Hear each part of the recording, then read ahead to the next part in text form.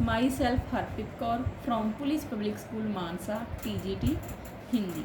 आज का हमारा विषय है क्रिया। आज हम बच्चों पढ़ेंगे कि क्रिया होती क्या है। सबसे पहले हम पता करेंगे कि क्रिया का अर्थ क्या होता है, क्रिया का महत्व क्या होता है, क्रिया के कितने भेद होते हैं और जितने भेद हुए उनको आगे हम डिफाइन भी करेंगे। सबसे पहले हम पढ़ेंगे क्रिया का अर्थ क्या होता है। जिस शब्द से किसी काम के होने या करने का ज्ञान होता है उसे क्रिया कहते हैं। जिन शब्दों से किसी काम के होने या करने का हमें पता चले उन्हें हम क्या कहते हैं, क्रिया। और क्रिया का महत्व क्या होता है, किसी बात को समझाने के लिए संज्ञा शब्द के साथ साथ क्रिया शब्दों का ज्ञान होना बहुत आवश्यक है।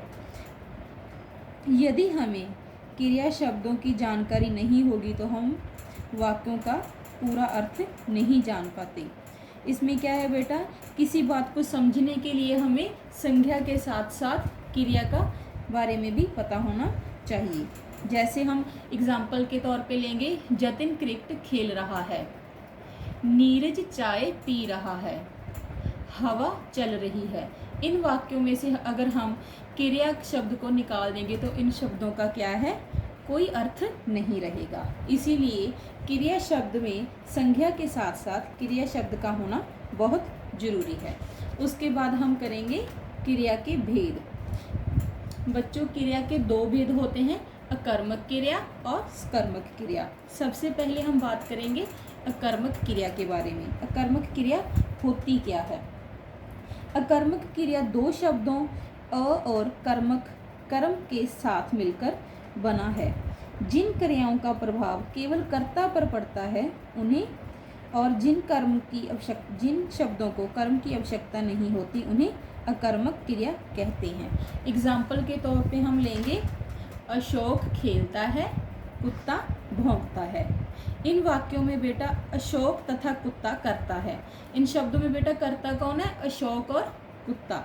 और खेलने तथा भौंकने की क्रिया का फल या प्रभाव भी कर्ता पर नहीं पड़ रहा है, इसीलिए ये क्या होगी, हमारी अकर्मक क्रिया।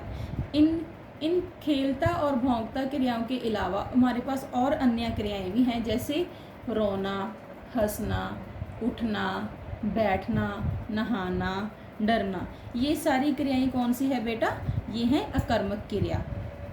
ये सारी अकर्मक क्रिया है। अकर्मक क्रिया में क्या होता है बेटा, जिन क्रियाओं का प्रभाव केवल कर्ता पर ही पड़ता है जिन्हें कर्म की आवश्यकता नहीं होती। इन शब्दों में क्या होता है बेटा, जो हमारे क्रियाओं का प्रभाव है वो सिर्फ कर्ता पर ही पड़ता है।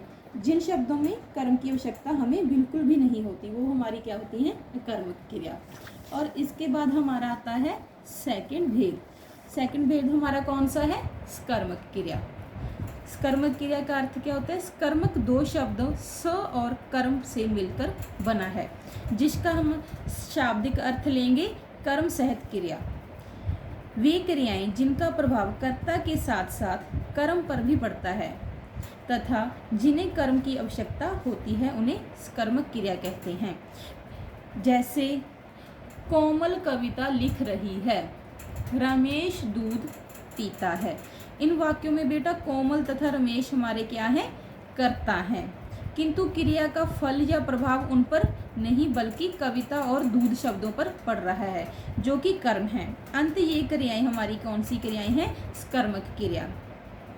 इनके अलावा जो लिख रही है और दूध है, इनके अलावा हमारे पास और भी अन्य क्रियाएं हैं, जैसे लिखना, पढ़ना, लाना, जाना, देना, देखना, बांटना। ये हमारी कौन सी क्रियाएं हैं, सकर्मक क्रिया। इन दोनों क्रियाओं में बेटा क्या अंतर है, जो अकर्मक क्रिया होती है उसका जो प्रभाव होता है, क्रियाओं का प्रभाव केवल कर्ता पर पड़ता है लेकिन उसमें कर्म की आवश्यकता नहीं होती अकर्मक क्रिया में। और सकर्मक क्रिया में क्या होता है बेटा, ये वो शब्द होते हैं जिनका क्रियाओं पर प्रभाव पड़ता है साथ साथ कर्म पर भी पड़ता है। ये कौन सी क्रियाएं होती हैं, सकर्मक क्रियाएं। ये थे बेटा आज का हमारा टॉपिक, क्रिया होती क्या है, क्रिया के भेद कितने होते हैं, क्रिया का महत्व क्या होता है। ये था हमारा आज का टॉपिक। और इसके बाद बेटा हम क्या करेंगे, दोहराएंगे। जो हमारा काम हो चुका है उसकी हम रिवीजन करेंगे। इसके बाद आता है बेटा आओ दोहराएं। आज हमने क्या क्या किया है, किसी क्रिया के होने या किए जाने का बोध कराने वाले शब्द क्रिया होते हैं। बेटा क्रिया क्या होते हैं, जिनसे किसी काम के होने या किए जाने के बारे में हमें पता चले, वो कौन से शब्द होते हैं, क्रिया शब्द। और इसके बाद हमने क्या लिखा था, जो क्रिया का मूल रूप होता है उसे हम क्या कहते हैं, धातु। और थर्ड पे हमने क्या किया था, क्रिया के भेद कितने होते हैं। तो हमने बेटा इससे पहले क्या देखा था कि क्रिया के कितने भेद होते हैं। क्रिया के भेद होते हैं अकर्मक क्रिया और सकर्मक क्रिया। इसके बारे में हमने पहले पढ़ चुके हैं हम कि कर्मक क्या होती है और सकर्मक क्रिया क्या होती है। और लास्ट में हमने क्या किया था कि क्रिया का अर्थ क्या होता है। क्रिया का अर्थ समझाने के लिए संज्ञा शब्द के साथ साथ क्रिया शब्दों का ज्ञान होना बहुत आवश्यक है। तो आज बेटा हमने क्या किया कि क्रिया क्या होती है, हमने क्रिया के बारे में पढ़ा और सुना, और इसके बाद हमने इसकी रिवीजन भी की। और बेटा इस आज के आप हमारे टॉपिक में किसी भी बच्चे को कोई भी कन्फ्यूज़न हो, किसी भी प्रकार की आपको दिक्कत हो तो कमेंट बॉक्स में लिख कर डालें। नेक्स्ट वीडियो में हम आपकी जो प्रॉब्लम है उसके बारे में दोहराई करेंगे। धन्यवाद।